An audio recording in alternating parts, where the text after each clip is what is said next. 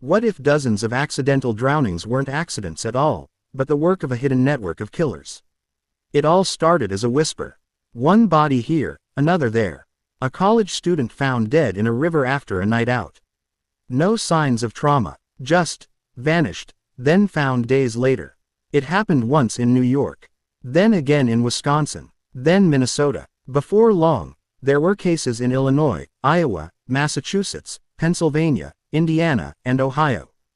The victims all looked eerily similar: white, male, athletic, good students, most of them around 21 to 24 years old. Each one vanished after drinking at bars or parties, then turned up days or weeks later in a nearby body of water. Local police chalked it up to alcohol-related accidents. Tragic, yes, but accidental. Case closed. But not everyone agreed. Two retired New York detectives, Kevin Gannon and Anthony Duarte, saw something no one else did. They began comparing cases across multiple states. What they found was a chilling detail that couldn't be explained away. Near many of the drowning sites, they discovered the same thing. A smiley face, graffitied on a tree, painted on a bridge, scrawled under a dock. Always a simple, childlike smiley face, watching silently over the scene of death. This wasn't just a tragic coincidence.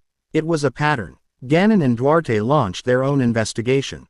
With the help of criminal profiler Drive Lee Gilbertson, they connected over 40 cases that shared alarming similarities. They dubbed it the smiley face killer's theory. According to them, this wasn't one killer.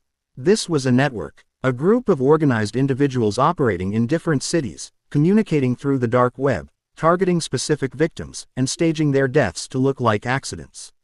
The theory suggested that the group stalked their victims, usually young men, at parties or bars. Once isolated, the victim would be drugged, abducted, and later dumped into a river or lake, long after they had died. By the time the body was found, most evidence was washed away by water and time.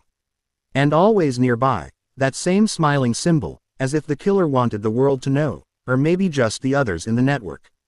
While the theory made headlines, many in law enforcement dismissed it. They said there was no hard evidence, no arrests, no proof of a coordinated effort. They stuck to the idea of accidental drownings. But the families of the victims, they weren't convinced. Parents, siblings, and friends described their loved ones as strong swimmers, careful drinkers, men with futures ahead of them. Something never sat right. The police ruled it accidental. But the gut instinct of grieving parents whispered something darker. Let's look at just a few of these cases. Chris Jenkins, a University of Minnesota student, vanished on Halloween night in 2002 after leaving a bar. Months later, his body was found in the Mississippi River, arms crossed over his chest, almost like he'd been placed that way. Police first said it was an accident. Years later, they changed it to homicide. Patrick McNeil *, a Fordham University student, disappeared in 1997 after a night out in New York City. Witnesses saw a van trailing him.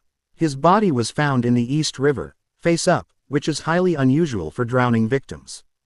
Dakota James, a student in Pittsburgh, was last seen on surveillance walking into an alley. His body was found 40 days later in the Ohio River. But the decomposition didn't match that timeline. One forensic expert said he'd only been dead for a few days, suggesting he was held somewhere before being dumped. And then there's the smiley face.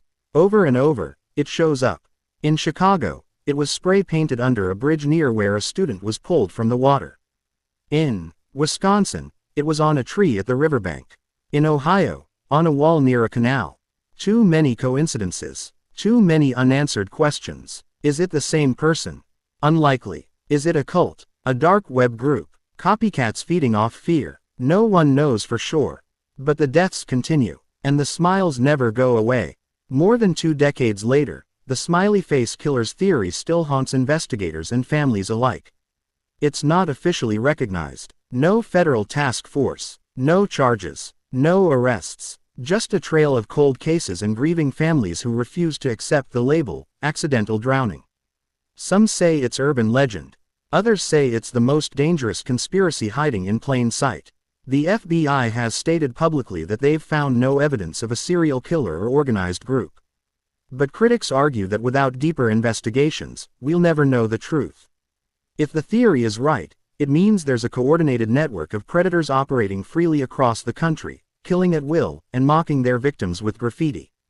If it's wrong, then we have to accept that dozens of promising young men died tragically, and mysteriously, without reason. But here's the most terrifying part. The deaths haven't stopped. Every few months, another story surfaces. Another student goes missing. Another body turns up in the water. Another smiley face is found nearby. And still, no answers. Maybe the biggest mistake we've made is laughing it off. Because behind that harmless, painted grin, someone might be watching. Waiting. Smiling.